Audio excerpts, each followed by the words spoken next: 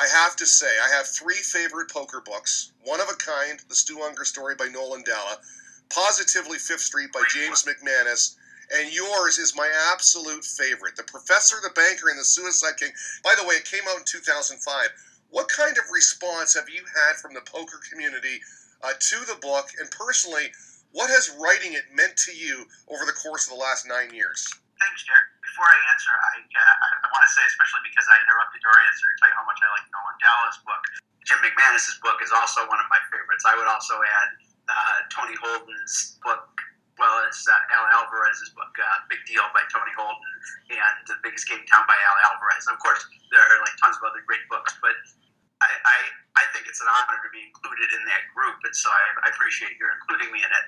I never get tired of hearing good things about the book or having people tell me that they enjoyed it. When it came out, it was pretty big in poker because there's been a lot of stories about Andy Beal playing the top pros as a group.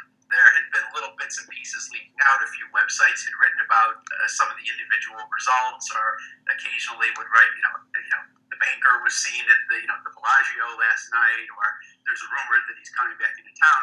And there were a couple of newspaper articles that briefly mentioned some of the games and the size of those games, but there wasn't anybody that really tried to document it. And so it was more than an urban legend in poker, but it wasn't something that was described as you might describe, a big baseball game or a big football game, and I tried to bring some of that to it.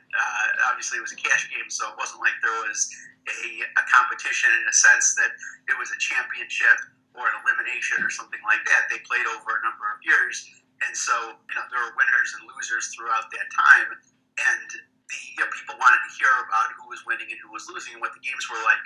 I was gratified by the result. I ended up researching the book because I heard about the story while I was in Las Vegas one time and wanted to know more about it. And I saw that there wasn't much there. And so, I wanted to learn it. So I wrote it. And I found a lot of people felt the same way. And so it created a lot of interest in high stakes poker, the interest that was already there at a time when poker was really starting to explode online and on television. And so I think that the book helped fuel those things, but it also got a great boost because those developments were already happening.